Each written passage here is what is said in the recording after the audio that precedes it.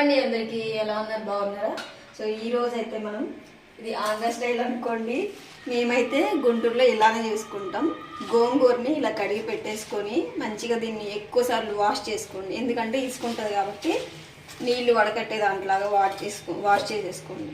So ఇది water super combination, బిర్యానీలోకి చాలా బాగుంటుంది. ఇదైతే మీకు 1-2 డేస్ కూడా ఉంటుంది అనమాట. సో గోంగూరని అంతటిని కడిగి ఇలా ఒక గిన్నెలోకి తీసుకున్నాం. దీనిలోకి టమాటాలు మీడియం సైజ్ అయితే 2 తీసుకోండి, ఉల్లిపాయను కూడా తీసుకొని మరీ అంత చిన్న చిన్న ముక్కలు అవసరం లేదు, ఇలా చిన్న చిన్న ముక్కలుగా కట్ చేసి వేసేసేయండి. ఇక గోంగూర మీకు దొరికే ఒక్కొక్క ఏరియాలో పులుపు ఉండదు కదా, పులుపు ఉండదు అనుకుంటే కనుక కొంచెం చింతపండుని యాడ్ చేసుకోండి, సరిపోతుంది. ఉల్లిపాయ ఒకటి వేసుకున్న, పచ్చిమిర్చి ఒక 2 తీసుకోండి. వీటి కాంబినేషను మీరు వేడివేడి రైస్లో తిన్న బాగుంటుంది. ఎక్కువ స్పైసీ ఉన్నాయి అనుకోండి, ఒక పెద్దవి ఒకటి వేసుకున్నా సరిపోతుంది. స్పైసీ లేని అయితే ఇలా 2 కూడా వేసుకోండి. ఎప్పుడు చేసుకుంటాం, మా స్టైల్లో అయితే ఇదే ఉంటుంది. దీన్ని ఎన్ని రకాలుగా చేసుకోవచ్చు. ఇలానే టమాటాలను కూడా వేస్తున్నా, మీడియం సైజు ఒక 2 వేస్తున్నా. దీనికి గోంగూర పులుపు ఉంటేనే బాగుంటుందండి చెప్పాలి అంటే. చింతపండు యాడ్ చేసుకోండి, ఒకవేళ మీకు మీ ఏరియాలో దొరికేది గోంగూర పుల్లగా ఉండదు అనుకుంటే చిన్న చిన్న ఆకులు ఉన్నవి తీసుకోండి, సరిపోతుంది. మాకైతే మా సైడ్ బాగా పులిపే ఉంటుంది గోంగూర. ఇంకా దీనిలో కొంచెం లిటిల్ బిట్ యాడ్ చేసుకోండి, ఎక్కువ వద్దు, ఎందుకంటే మనం గోంగూర ఆల్రెడీ వాష్ చేసాం కదా, దానిలో ఉన్న ఆల్రెడీ నీరు ఉంటుంది మళ్ళీ గోంగూరలో కూడా. సో అది సరిపోతుంది కాబట్టి ఈ టమాటాలను కూడా కట్ చేసి వేసుకుంటున్నాం. సో ఇవన్నీ టమాటా, పచ్చిమిర్చి, ఉల్లిపాయ వేసుకున్నాం కదా, దీనిలోకి కొంచెం పసుపుని యాడ్ చేసుకోండి.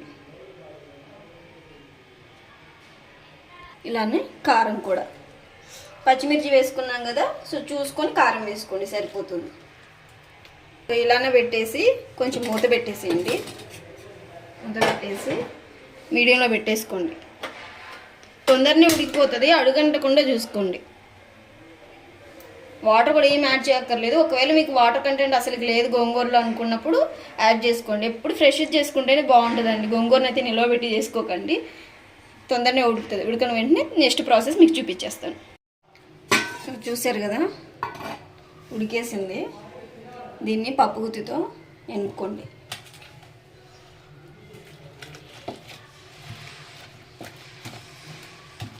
మొత్తం చక్కగా ఉడికిపోతుంది, వాటర్ వేయకపోయినా కూడా. ఉప్పు మనం దీంట్లో ఇప్పుడు యాడ్ చేసుకుంటే సరిపోతుంది. మెత్తగా ఎనిపేసుకోండి. రైస్లోకైనా బిర్యానీలోకైనా మల్టిపుల్ కాంబినేషన్ అనమాట. ఇడ్లీలోకి అయితే ఇంకా చాలా బాగుంటుంది, ఇడ్లీలోకి దోశలోకి. సో మొత్తం ఇలా ఎనిపేసుకుంటున్నా, దీనిలో ఉప్పు వేసుకుంటాను. సో రుచికి సరిపడా ఉప్పును కూడా వేసుకుంటున్నా. మనకి ఆకుకూరలు ఎక్కువ తింటాం, చాలా బెనిఫిట్స్ అండి, హెల్త్ బెనిఫిట్స్. గోంగూరలో ఎక్కువ ఐరన్ కంటెంట్ ఎక్కువ ఉంటుంది.